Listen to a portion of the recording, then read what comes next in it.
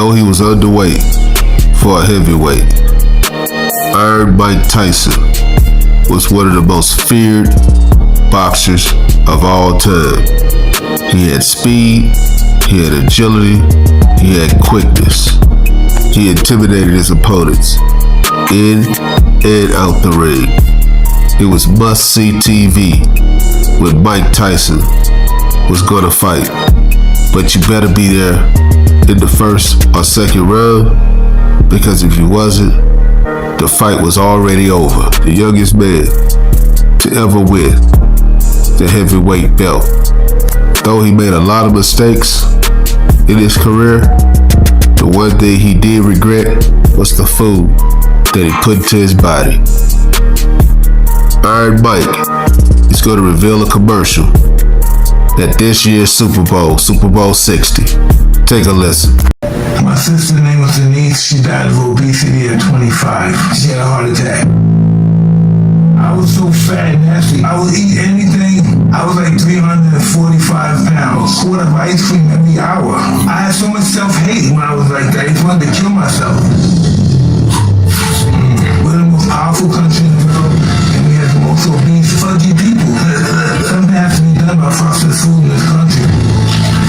Iron Mike Tyson, or should I say, MAGA Mike Tyson, sits down with Lara Trump, an exclusive interview in why he teamed up with RFK Jr.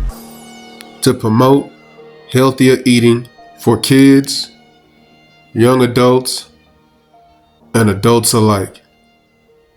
Take a listen. I think a lot of people said, we'll never see Mike Tyson here at HHS, and here you are, you're part of this, and I want to go back to what we all saw, a very personal side, I think, for you, showcased in an advertisement during the Super Bowl. You talked about your health journey, your sister's health journey. Tell me why it was so important for you to come out and talk about that right now. I had an affinity with the commercial because I had a sister that died from obesity. So when they heard my story, they used me as for the commercial, and it was just me telling the truth. People shouldn't be surprised to think I'm one of the most healthiest people on the planet.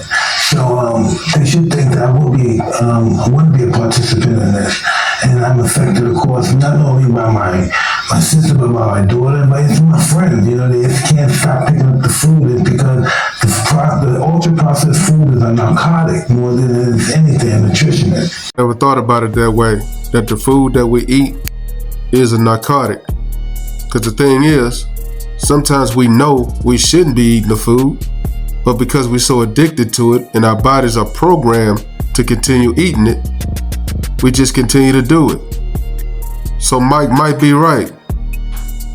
It is a narcotic. Is the issue, and it's common sense questions. Can we have an egg instead of a donut? Can we have baked chicken instead of fried chicken? Those are the common sense questions President Trump has mandated us to ask. It's going to be a win for farmers, a win for health, and I think we're going to see, there's going to be articles in a couple of years, how have healthcare prices gone down so much? How has health affordability been spurred so much? It's because we're going to be less sick. How many times have we pulled off at the 7-Eleven and got donuts and coffee? Or if you're running late for work, you stop off and get donuts so you won't get a tardy. And you think you're helping yourself, but you're hurting yourself and the team. He knows we need to move our body, and Mike Tyson, I can't think of anybody better than Iron Mike to talk to us about this. Fewer than 1 in 4 kids are actually getting the aerobic physical activity that they need on a daily basis. So why is it that our kids are not moving as much as they used to, and how do we fix that? Because of the information they're receiving. When you're on television, when I was a kid, I watched Bill Cosby, so pudding pot jello, let me eat that all the time.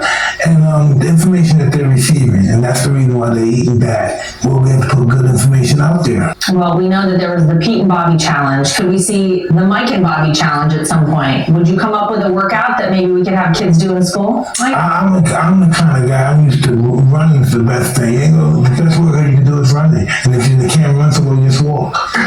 You need better workout than that. Mike Tyson also failed to mention social media and cell phone usage is another reason we won't get out and exercise. In reality, social media and cell phones is an addiction also. America's America's chronic disease epidemic isn't just a public health crisis. It's a fiscal burden and a national security threat. 3 in 4 American adults live with at least one chronic condition, and that number is rising, despite America spending more on healthcare per capita than any other developed nation in the world. And you eat so much food and you don't gain weight. I'm very conscious. You're right, Daddy. I'm a glutton. But see, that tells you that something has gone wrong here, and now we're trying to fix it. Mike, I want to ask you about this. There are other factors that also may contribute to obesity. A recent UCLA study pointed out that things like income, education, or chronic exposure to stress and violence may also play a role in obesity. Do you think any of that maybe contributed in terms of your sister and maybe other people? Yes, absolutely. We were doing some research, my wife, and poverty has a smell because of the food that people eat. It has a totally different smell than somebody that's not poverty stricken.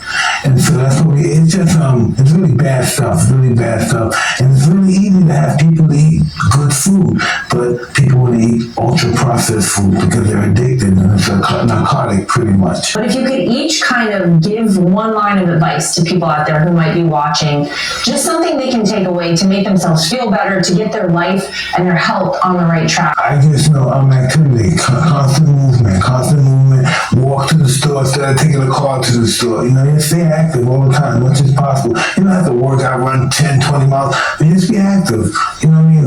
Walk around the complex, walk to the store instead of driving to the store, walk a mile and a mile back, and as time goes on, you do more and more, you'll be more consistent with it. And it's not about how much you do, it's about the consistency. So when the consistency is working, everything else is working. Although poverty does play a part in the type of foods that people eat, some people are just plain out lazy. They spend hundreds and hundreds of dollars every month ordering Uber Eats. In order to get healthy, you gotta put in the effort to wanna eat healthy. And walking, that don't cost any money. Let me know what you guys think. Drop a comment. Like, comment, subscribe. Follow God, not culture.